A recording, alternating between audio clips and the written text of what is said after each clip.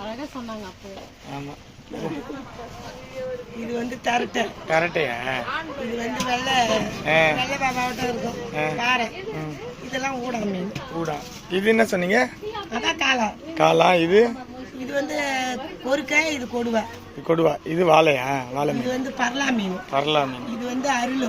அருளு. இது வந்து எல்லாருக்குமே தெரியுது, ரேட்டு ஓவரா போகும். அருளுவா? காளா மீனோட விலையா போகும். அதுவும் கிலோ 500 ரூபாய். அதுதான் ஊடாண்ணா அது? இது ஊடா.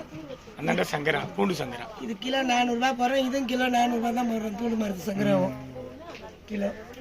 இது வாழை மீன். அது அது என்ன?